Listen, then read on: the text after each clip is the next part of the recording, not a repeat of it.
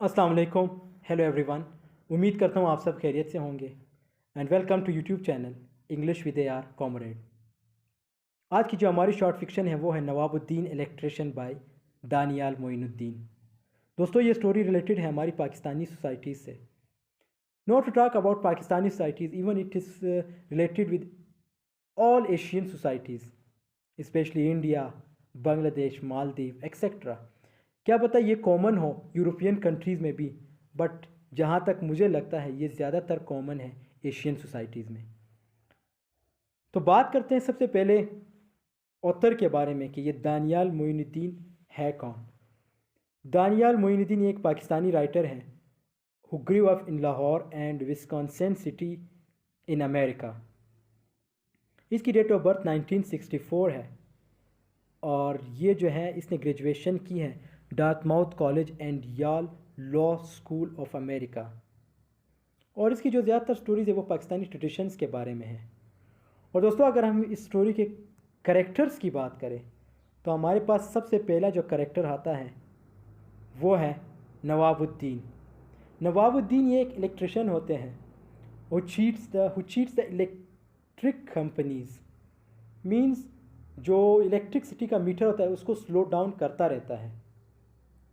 So that is why here it has been written that who cheats the electric companies.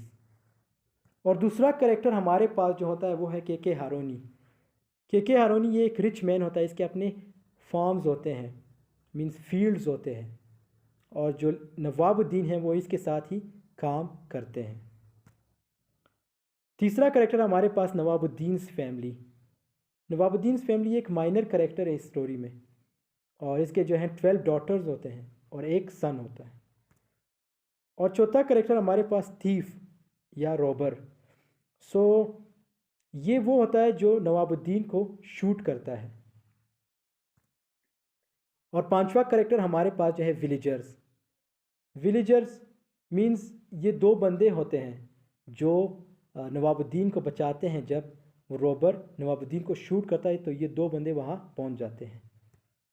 और दोस्तों, अगर हम इस स्टोरी की समरी की बात करें तो मेन स्टोरी तो यहाँ से ही स्टार्ट होती है कि स्टोरी में है क्या आखिर। तो दोस्तों, ये स्टोरी स्टार्ट होती है थर्ड पर्सन से।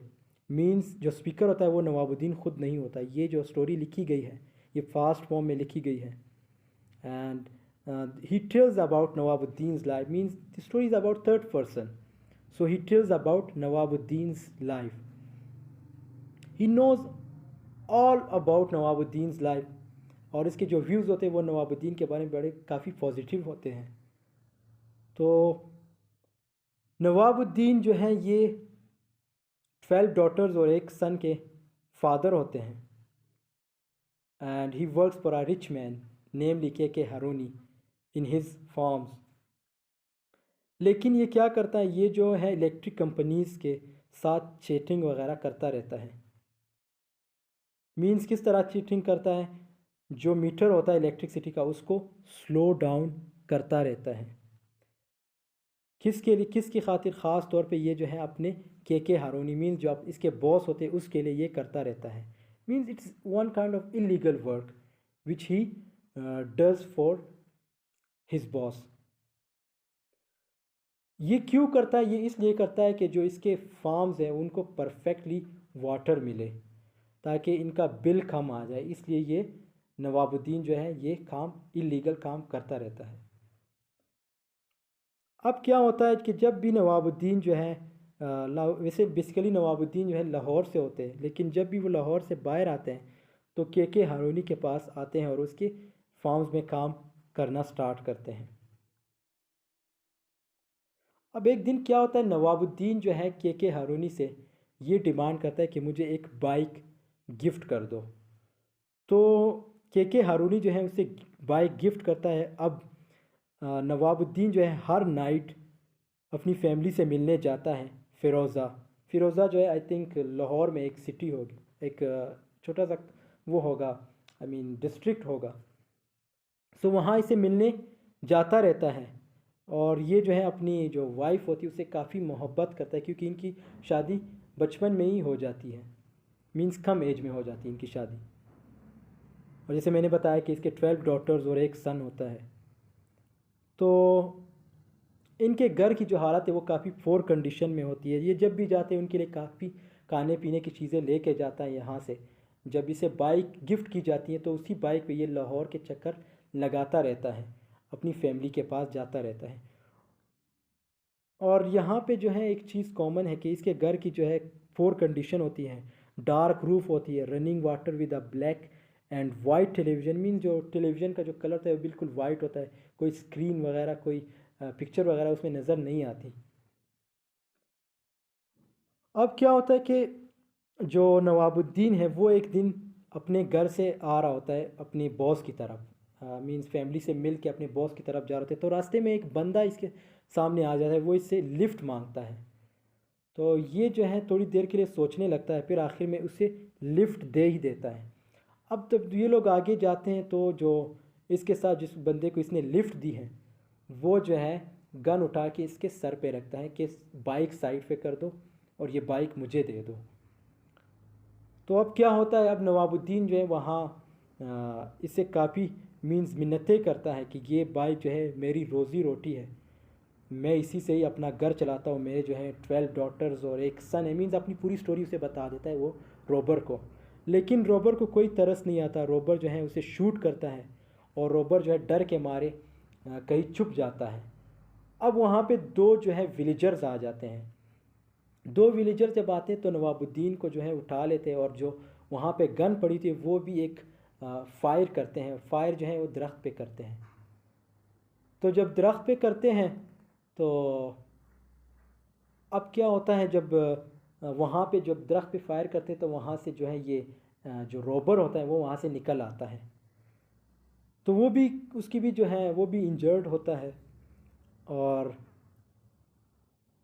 जो विलेजर्स होते हैं दोनों, वो दोनों जो है इन दोनों को उठा के एक हॉस्पिटल पहुंचा देते हैं। जब हॉस्पिटल पहुंचा देते हैं तो नवाबुद्दीन की हालत जो है फिर भी सेफ़ रहती है, लेकिन जो रोबर होता है उसकी जो है कंडीशन क्रिटिकल होती है। क्रिटिकल कंडीशन में जब रोबर होता है तो रोबर जब उठता है, मीन्स जब तो उसकी तबीयत थोड़ी ठीक हो जाती है, तो वो जो है नवाबुद्दीन से मिन्नतें करता है, अपोलोजाइज़ करता है, लेकिन नवाबुद्दीन जो है नहीं मानता, नवाबुद्दीन उसे माफ़ नहीं करता। अब वो जो रोबर होता है वो ये कहता है कि मैं जो हूँ, मैंने इसलिए ये आपसे मीन्स आपसे चोरी करने की कोशिश की क्योंकि मेरी जो है माँ जो है ब्लाइंड है और हमारा जो है कोई घर नहीं है, हमारे पास कोई पैसा नहीं है, हम जो है आउट ऑफ मीन्स मुल्तान के आउटसाइड रहते हैं। तो लेकिन इसको कोई तरस नहीं आता। फिर उसी में जो है इसकी डेथ हो जाती है, जो रोबर होता है उसकी डेथ हो जाती है और ये जो है सेफ रहते हैं। जो इसको एक बुलेट वगैरह लगी होती है नवाबुद्दीन को, लेकिन जो रोबर होता है उसकी डेथ हो जाती है। तो दोस्तों ये स्टोरी है यहाँ पे ही एंड हो जाती है। और अगर हम स्टोरी की थीम की बात करें तो थीम में सबसे पहला पॉइंट जो है हमारे पास आता है वो है फेयर ऑफ डेथ।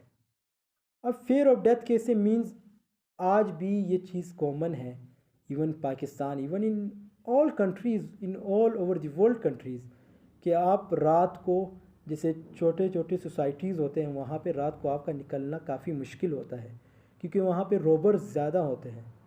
तो इसको हम कह सकते हैं फेयर ऑफ डेथ। और जो दूसरा पॉइंट है हमारे पास वो है सोशल कन्फ्लिक्ट्स। और तीसरा पॉइंट हमारे पास conflict between rich and poor in Pakistan. Means ये चीज़ तो हर, मैं कहता हूँ पाकिस्तान में नहीं हर जगह पे कॉमन है कि कन्फ्लिक्ट होती है रिच और पोर की। और जो चौथा पॉइंट हमारे पास है स्टेटस इन सोसाइटी। अब ये पॉइंट काफ़ी कॉमन पॉइंट है और इस पॉइंट पे मैं एक सेंटेंस बोलना चाहूँगा यहाँ पे कि जब भी लोग आपसे हाथ मिलाते हैं या आपसे ये पूछते हैं कि आप करते क्या हो, आपका फैमिली बैकग्राउंड क्या है, मीन्स वो ये डिसाइड करते हैं कि आपको कितनी इज्जत देनी है, मीन्स आपका स्टेटस जानने की कोशिश करते हैं।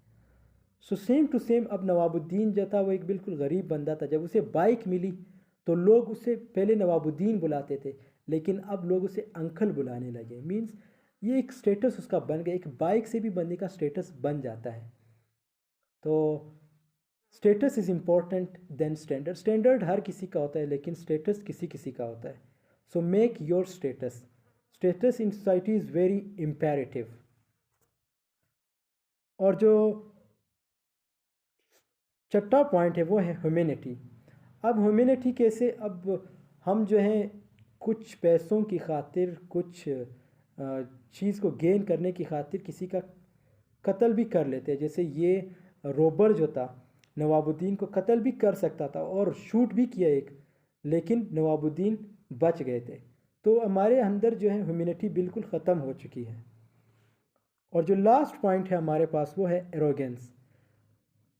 तो एरोगेंस भी बहुत कॉमन है हमारी सोसाइटीज़ में। अब हम एक कुछ पैसों की खातिर जो है लोगों की जान तक ले लेते हैं, उनको बहुत ज़्यादा डैमेज कर लेते हैं। क्यों करते? Just for the sake of money. It is also one kind of arrogance. So दोस्तों, यहाँ पे ये स्टोरी एंड हो जाती है और ये इसकी थीम थी।